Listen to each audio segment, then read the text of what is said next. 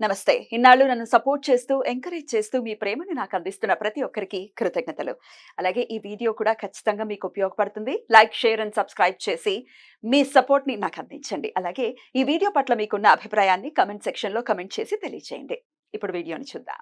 నమస్తే. Welcome to our channel. నేను కుప్పా పద్మిని. ప్రస్తుతంతో పాటు వేదిక ఆస్ట్రాలజర్ అవినాష్ దాస్ ఉన్నారు. మాట్లాడదాం. అవినాష్ గారు నమస్తే అండి. నమస్తే అండి.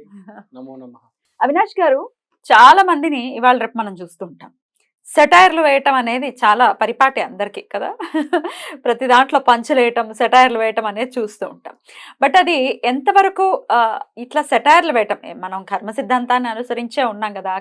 మనం ఏది ఇస్తే what you give that will come, what gives around that comes around అని చెప్తూ ఉంటారు. మరి ఇట్లా చాలా మందిలో చూసేది ఏంటి అంటే ప్రతి దానికి ఏదో ఒక పని చేయటం అనేది, ప్రతి ఇంట్లో ఒకళ్ళు ఉంటారు ఇట్లాంటి వాళ్ళు. పని చేసాము, ఫుల్ నవ్వుకుంటూ, లేకపోతే పని చేసామని ఏదో ఒక ఆనందాన్ని పొందటం. ఇది ఎట్లాంటి రిజల్ట్స్ని ఇస్తుందని అనుకోవచ్చు? సెటైర్ అనేది మన ఇంట్లో మనం వేసుకుంటే బాగానే ఉంటుంది. బయటికి కూడా వెళ్తే ఒక లిమిట్ దాకా వేసుకుంటే బాగానే ఉంటుంది. లిమిట్ దాటితే ఏమవుతుంది అనేది ఇప్పుడు చూద్దాం. భరణి నక్షత్రం దగ్గరికి వస్తే సెటైర్ అనేది అక్కడ నుంచి స్టార్ట్ అవుతుంది. యాక్చువల్లీ భరణి నక్షత్రం అంటే అమ్మ బిడ్డని మొయ్యడం, ఆ గర్భంలో ఉన్న బిడ్డని మొయ్యడం. ఇప్పుడు బిడ్డ ఎక్కడి నుంచి వస్తుంది? ఒక అమ్మాయి ఒక అబ్బాయి కలిస్తే బిడ్డ వస్తుంది. బిడ్డ అంటే జీవం. మనం జీవితం మీద జోకులు వేయకూడదు, జీవితంతో జోకులు వేయకూడదు. నువ్వు జీవితం మీద జోకులు వేస్తే ప్రాబ్లం ఎక్కడొస్తుంది? రూట్ ఎక్కడుంది? అమ్మాయి అబ్బాయి కలవడం. అంటే ఏంటి? నువ్వు సెటైర్ వేస్తే నీ వైవాహిక జీవితంలో ప్రాబ్లం వస్తుంది. ఒకటే ఇంట్లో ఉండొచ్చు కానీ కలవరు, మాట్లాడుకోరు, ప్రేమ ఉండదు. ఒక రేంజ్, ఒక లిమిట్ వరకే అండి సెటైర్. సరదాగా కొంచెం వేసుకున్నా, పొద్దున్న నుంచి రాత్రి దాకా సెటైర్ వేసుకోవడం, కలీగ్స్ తో కూర్చోవటం, వాళ్ళ మీద పంచులేయటం, జోకులేయటం, లేకపోతే సెటైర్లు అన్నట్టు. సెటైర్ వేస్తే రిటైర్ అవుతుంది మన రిలేషన్ అంటున్నారు. పంచ్ వేరు, జోక్ వేరు, గొడవ వేరు. సెటైర్ అనేది హట్ అవుతాడు మనిషి. సెటైర్ వేయకూడదు. స్క్రీన్ మీద చూసుకోవడానికి 4 గోడల మధ్యలో బాగుంటది. పబ్లిక్ లోకి వచ్చి సెటైర్ వేయకూడదు, చాలా ప్రాబ్లం అవుతుంది. అది కూడా హట్ అవ్వకూడదు జనాలు. సెటైర్ వేస్తేనే హట్ అవుతారు. నువ్వు పంచ్ వేస్తే వాడు పంచ్ వేస్తాడు, జోకులు వేస్తే లైట్ గా తీసుకుంటాడు. సెటైర్ వేస్తే దానికి లోపల ఉండిపోతుంది. మనం చూస్తాం చాలా మంది సెలబ్రిటీస్ పంచులు వేస్తారు. ఒక స్టేజ్ దాటితే దీనికి కొంతమంది సెలబ్రిటీస్ ఉన్నారు, వాళ్ళు సెటైర్లు వేస్తాడు. వాళ్ళ వైవాహిక జీవితం లోపల చూస్తే గబ్బు గబ్బు అవుతుంది. అది జనాల పాలు కూడా అవ్వచ్చు, చాలా లోకు అయిపోతారు తర్వాత వాళ్ళు. కాబట్టి మనం చెప్పేది ఏంటంటే సెటైర్లు వేయకు. ఇప్పుడు నువ్వు గొడవ పెట్టావు అంటే నీకు ఒక అర్థం ఉంది. ఇప్పుడు ఒక యాంకర్ ఉన్నారండి, మేకప్ సరిగ్గా లేదు, మీరు అరిచారు.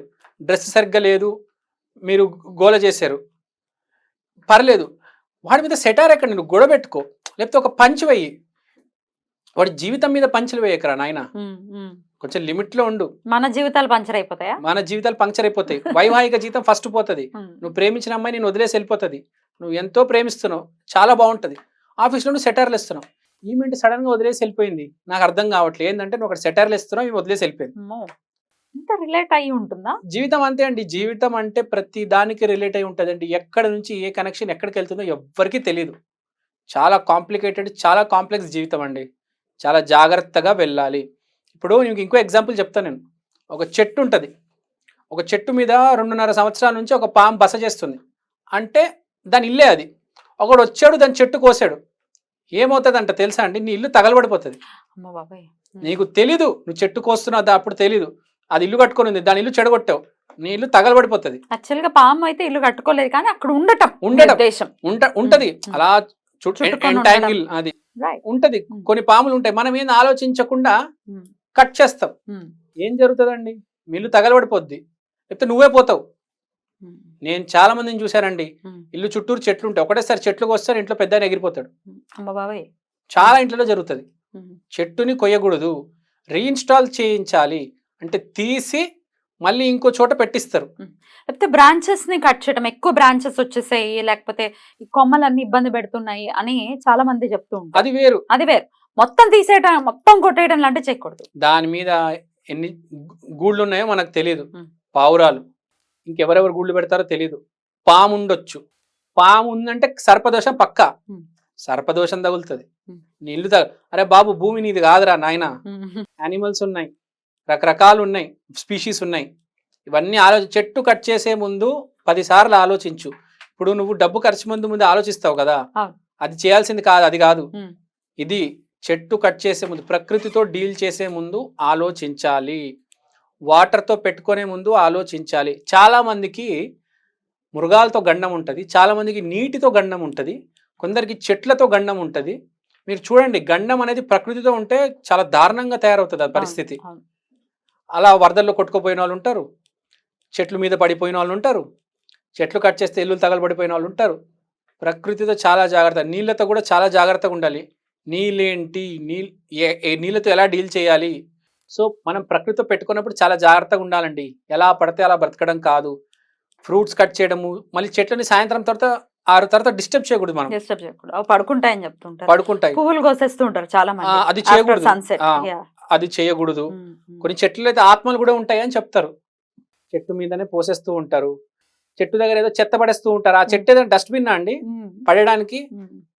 కరెక్ట్. చెట్టు దగ్గర అసలు చెత్త పోయకూడదు అని, ఎక్కడైతే డస్ట్బిన్ ఉందో అక్కడే చెత్త వేయి నువ్వు.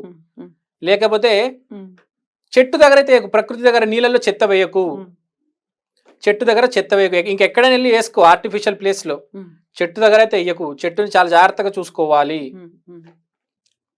ఇంకోటి, మీరు గడ్డైనా ఓకే, చెట్టు దగ్గరకు మాత్రం పోవద్దు అంట. చెట్టు చాలా పవిత్రమైనది. సో మనం టాపిక్ నుంచి డైవర్ట్ అయిపోయాము. సెటార్ దగ్గరకు వచ్చేద్దాం.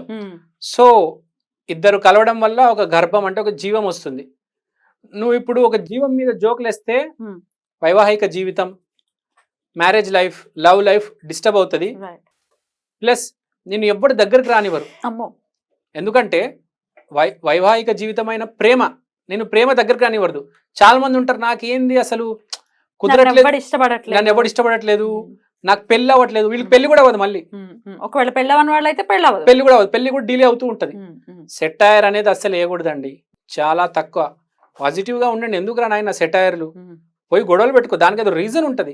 సెటైర్ వేస్తున్నావు అంటే నువ్వు అవతల మనిషిని కాదు, అవతల ఆత్మని డిస్టర్బ్ చేస్తున్నావు. వాడు కంప్లీట్ గా డిస్టర్బ్ అయిపోతాడు. సెటైర్ పగలు రాత్రి సెటైర్లు వేస్తున్నారండి జనాలు ఈ మధ్య అయితే.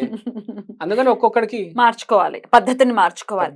రకరకాల అంటే సెటైర్ వేయడం ఏంటి అసలు, చాలా మీరు స్పాంటేనియస్ గా ఏదో అనేస్తున్నామనో, లేకపోతే ఫన్నీ జనరేట్ చేస్తున్నామనో, లేకపోతే ఇట్లాంటి థాట్ ప్రాసెస్లు ఉంటాయి జనరల్ గా సెటైర్ వెనకాల.